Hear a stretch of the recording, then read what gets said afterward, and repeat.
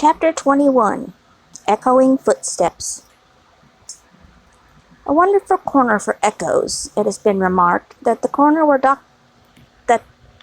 the doctor lived, ever busily winding the golden thread which bound her husband, and her father, and herself, and her old directress and companion, in a life of quiet bliss.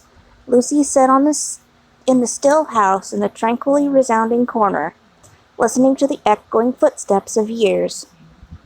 At first there were times, though she was a perfectly happy young wife, when her work would slowly fall from her hands, and her eyes would be dimmed. For there was something coming in the echoes, something light, afar off, and scarcely audible yet, that stirred her heart too much. Fluttering hopes and doubts, hopes of a love as yet too unknown to her, doubts of her remaining upon earth, to enjoy that new delight, divided her breast. Among the echoes, then, there would arise the sound of footsteps at her own early grave, and thoughts of the husband who would be left so desolate, and who would mourn for her so much, swelled to her eyes and broke like waves. That time passed, and her little Lucy lay on her bosom. Then, among the advancing echoes, there was the tread of her tiny feet, and the sound of her prattling words. Let greater echoes resound as they would, the young mother at the cradle side could always hear those coming. They came, and the shady house was sunny with the child's laugh, and the divine friend of children, to whom in her trouble she had confided hers, seemed to take her child in his arms as he took the child of old, and made it a sacred joy to her. Ever busily winding the golden thread that bound them all together, weaving service of her happy influence through the tissue of all their lives, and making it predominant nowhere, Lucy heard in the echoes of years none but friendly and soothing sounds. Her husband's step was strong and prosperous among them, her father's firm and equal. Lo, Miss Pross, in harness of string, awakening the echoes, as an unruly charger, whip corrected, snorting and pawing the earth under the plane tree in the garden. Even when there was sounds of sorrow among the rest, they were not harsh nor cruel. Even when the golden hair, like her own, lay in a halo on a pillow around the worn face of a little boy, and he said with a radiant smile, "Dear Papa and Mamma, I am very sorry to leave you both, and to leave my pretty sister, but I am called and I must go." There were no tears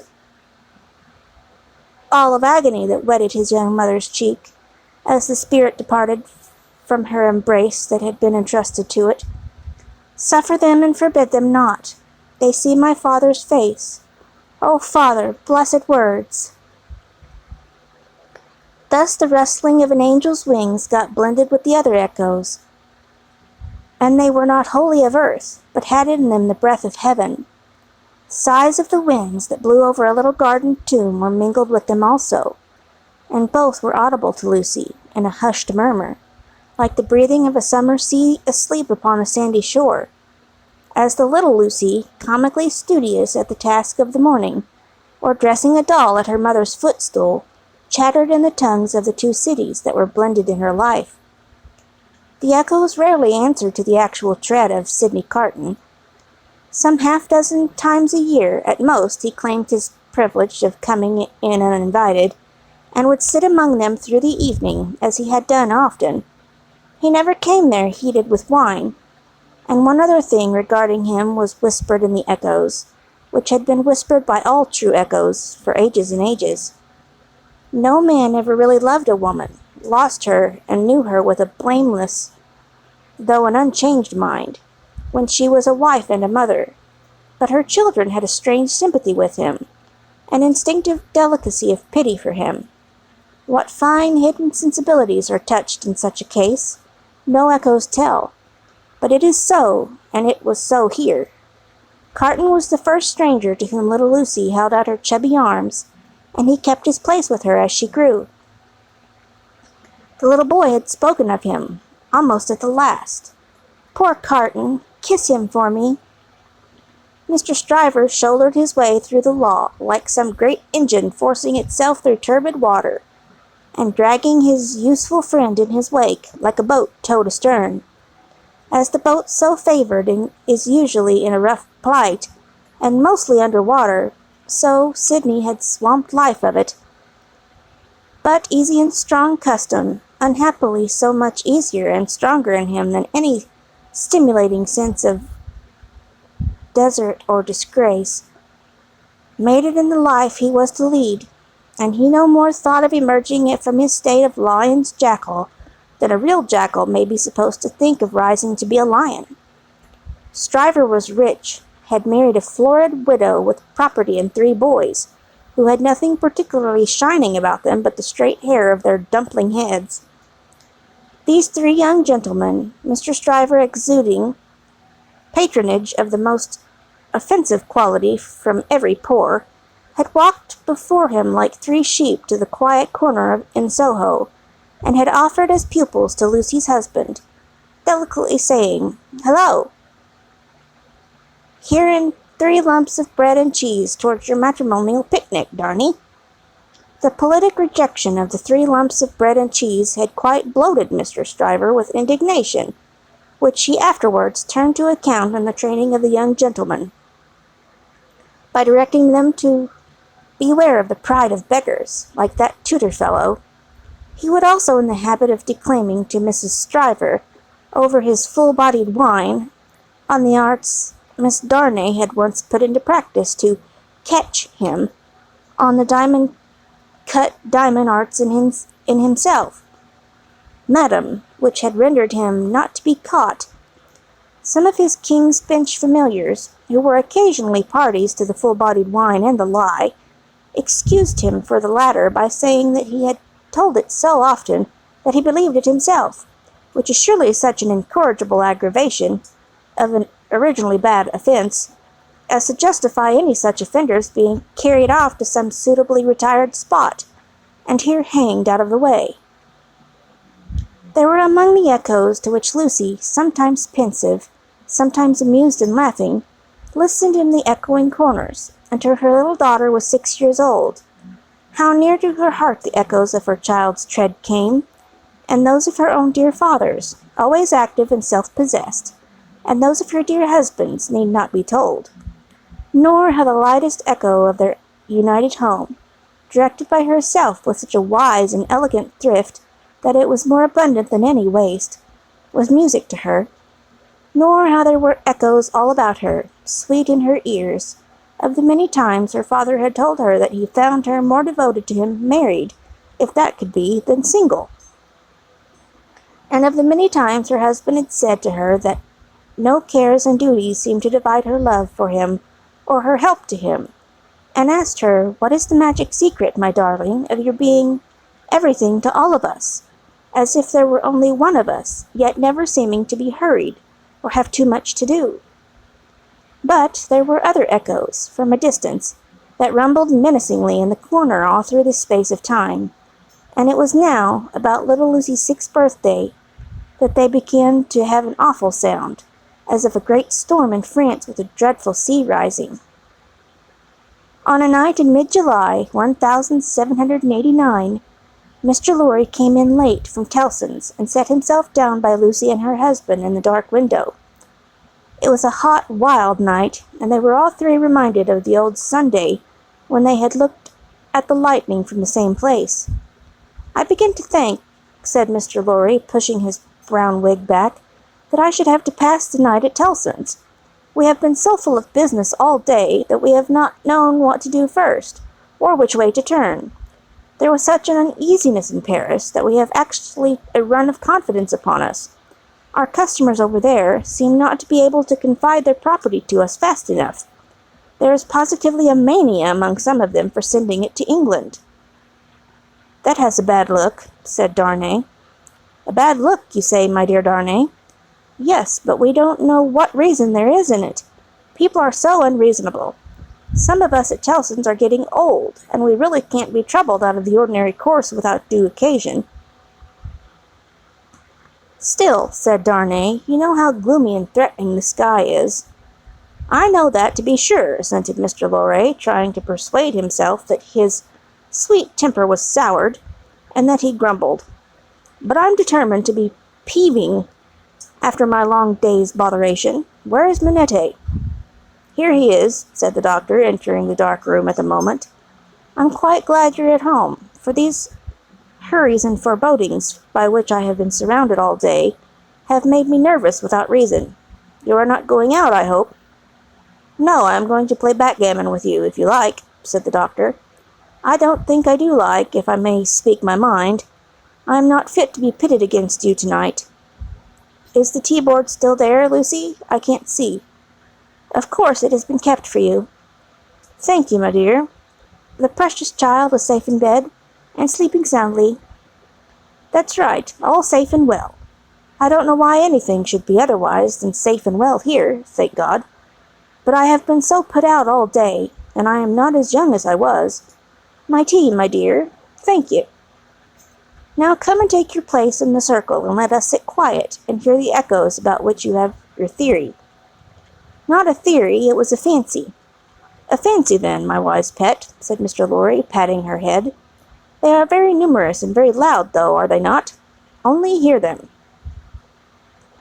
Headlong, mad, and dangerous footsteps to force their way into anybody's life. Footsteps not easily made clean again if one stained red. The footsteps raging in St. Antoine afar off, as the little circle set in the dark London window. St. Antoine had been, that morning, a vast, dusky mass of scarecrows heaving in to and fro, with frequent gleams of light above the billowy heads, where steel blades and bayonets shone in the sun. A tremendous roar arose from the throat of St. Antoine, and a forest of naked arms struggling in the air like shriveled branches of trees in a winter wind. All of the fingers convulsively clutching at every weapon or semblance of a weapon that was thrown up from the depths below, no matter how far off. Who gave them out? Whence they last came, where they began, through what agency they crookedly quivered and jerked, scores at a time, under the heads of the crowd, like a kind of lightning, no eye in the throng could have told. But muskets were being distributed, so were cartridges, powder, and ball, bars of iron and wood, knives, axes, pikes, every weapon that distracted ingenuity could discover or devise. People who could lay hold of nothing else set themselves with bleeding hands to force stones and bricks out of their places in walls. Every pulse and heart in St. Antoine was high on fever strain and high fever heat.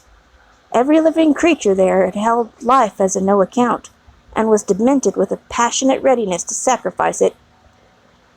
As a whirlpool of boiling water has a center point, so all this raging circled around Defarge's wine shop, and every human drop in the cauldron had a tendency to be sucked toward the vortex, where Defarge himself, already begrimed with gunpowder and sweat, issued orders, issued arms, thrust this man back, dragged this man forward, disarmed one to arm another, labored and strove in the thickest of the uproar.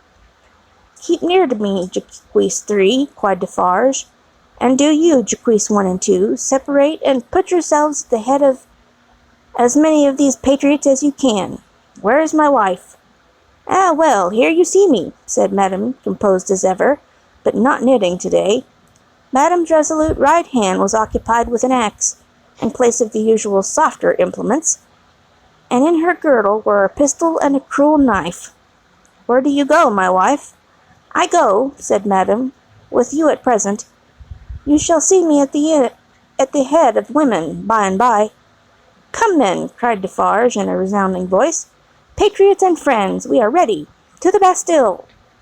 With a roar that sounded as if all the breath in France had been shaped into the detested word, the living sea rose, wave on wave, depth on depth, and overflowed the city to that point. Alarm bells ringing, drums beating, the sea raging and thundering on its new beach. The attack began.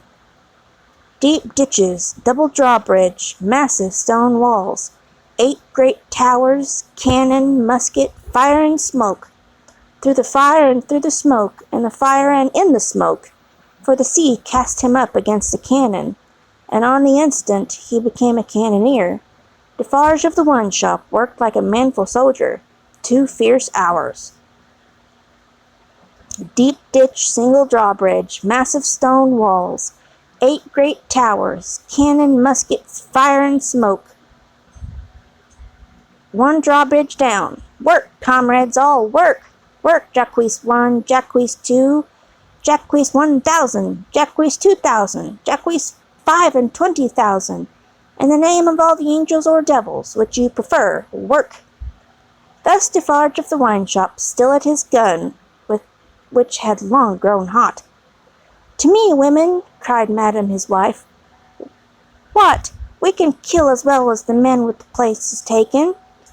And to her, with a shrill, thirsty cry, trooping women, variously armed, but all armed alike in hunger and revenge.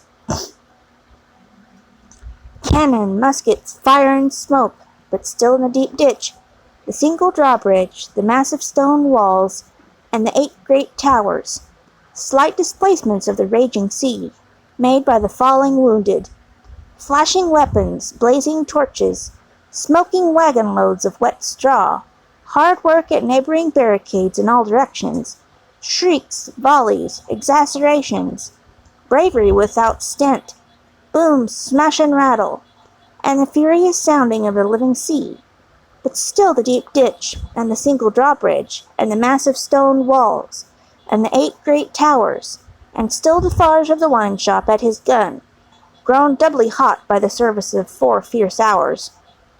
A white flag from within the fortress, and a parley, this dimly perceptible through the raging storm, nothing audible in it. Suddenly the sea rose immeasurably wider and higher, and swept Defarge of the wine shop over the lower drawbridge, past the massive stone outer walls, and among the 8 great towers, surrendered. So restless was the force of the ocean bearing him on, that even to draw his breath or turn his head was impracticable, as if he had been struggling in the surf at the South Sea, until he was landed in the outer courtyard of the Bastille. There, against an angle of wall, he made a struggle to look about him. Jacques 3 was nearly at his side. Madame Defarge, still heading some of her women, was visible in the inner distance, and her knife was in her hand.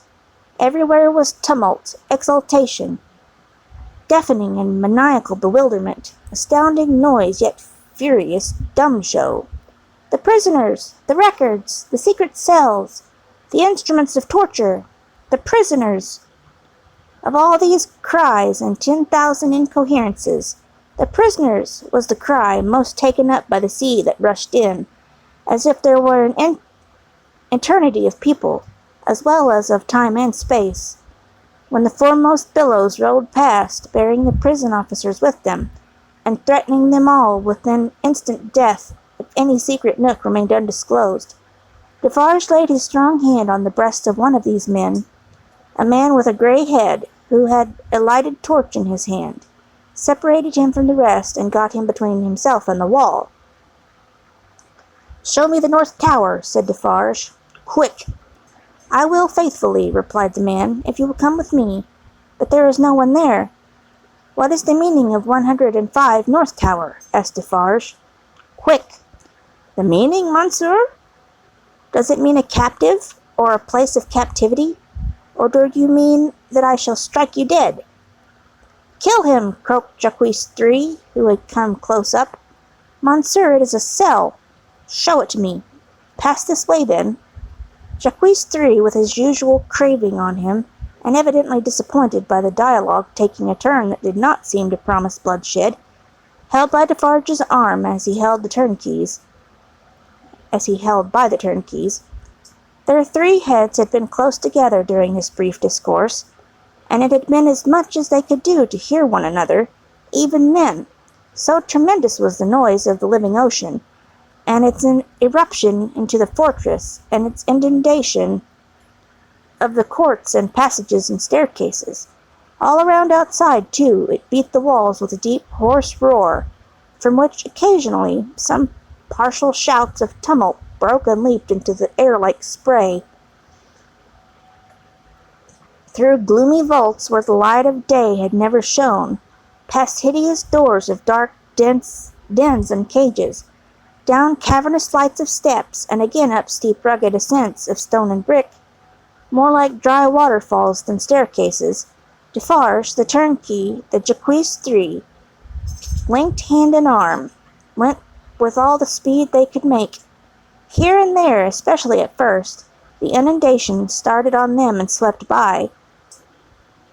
But when they had done descending, and were winding and climbing up a tower, they were alone. Hemmed in here by the massive thickness of walls and arches, the storm within the fortress and without was only audible to them in a dull, subdued way, as if the noise out of which they had come had almost destroyed their sense of hearing. The turnkey stopped at a low door, put a key in a clashing lock, swung the door slowly open, and said, as they all bent their heads and passed in, 105 North Tower. There was a small, heavily grated, unglazed window high in the wall, with a stone screen before it, so that the sky could be only seen by stooping and low and looking up. There was a small chimney, heavily barred across, a few feet within. There was a heap of old feathery wood ashes on the hearth. There was a stool, a table, and a straw bed. There were the 4 blackened walls, and the rusty iron ring in one of them. "Pass that torch slowly along these walls, that I may see them," said Defarge to the turnkey. The man obeyed, and Defarge followed the light closely with his eyes.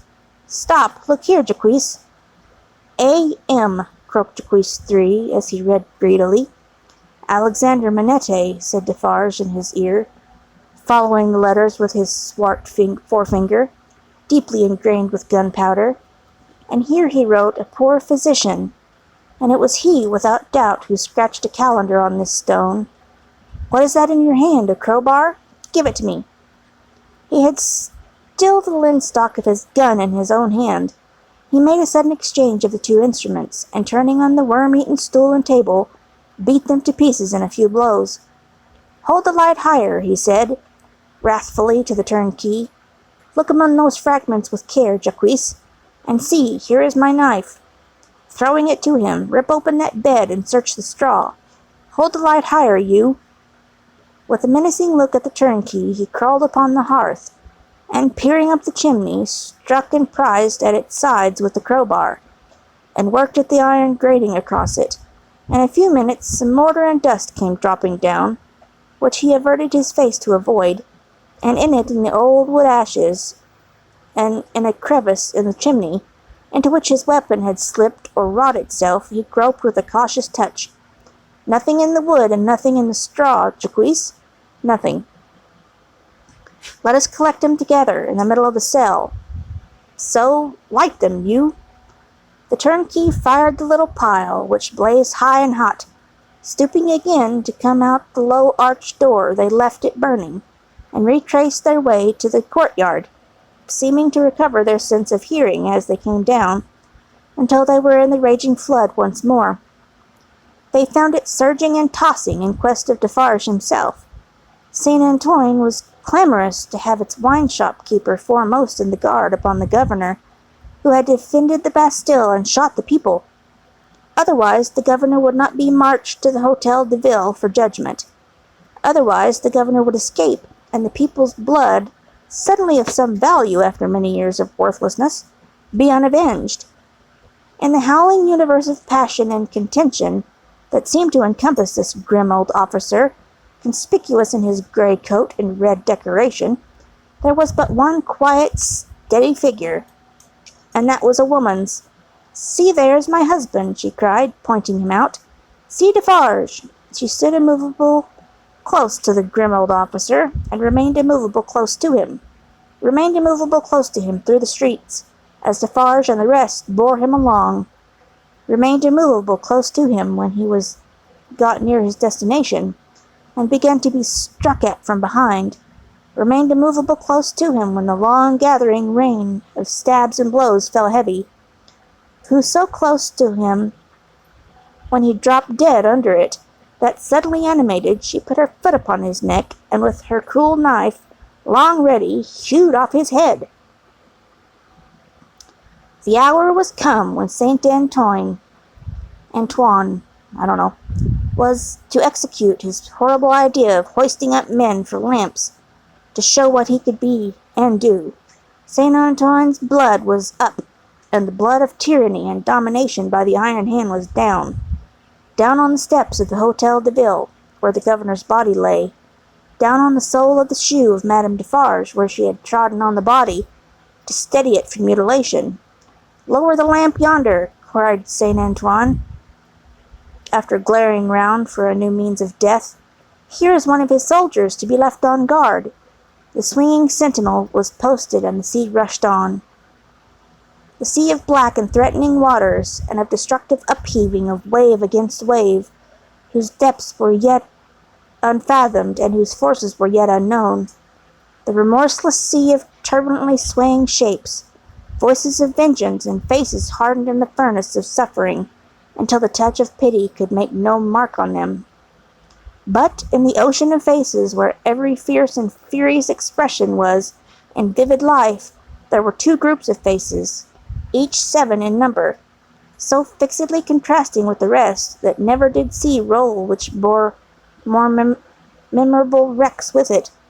7 faces of prisoners, suddenly released by the storm that had burst their tomb, were carried high overhead, all scared, all lost, all wondering and amazed, as if the last day were come, and those who rejoiced around them were lost spirits. Other 7 faces there were, carried higher, 7 dead faces whose drooping eyelids and half-seen eyes awaited the last day. Impassive faces, yet with a suspended, not an abolished, expression on them. Faces rather in fearful pause, as having yet to raise the dropped lids of the eyes, and bear witness to the bloodless lips. Thou didst it. 7 prisoners released, 7 gory heads on pikes, the keys of the accursed fortress of the 8 strong towers, some discovered letters and other memorials of prisoners of old time, long dead of broken hearts. Such and such like, the loudly echoing footsteps of Saint Antoine, escort through the Paris streets in mid-July, 1789. Now, heaven defect the fancy of Lucy Darnay, and keep these feet far out of her life, for they are headlong, mad, and dangerous, and in the years so long after the breaking of the cask at Defarge's wine-shop door, they are not easily purified, when once stained red.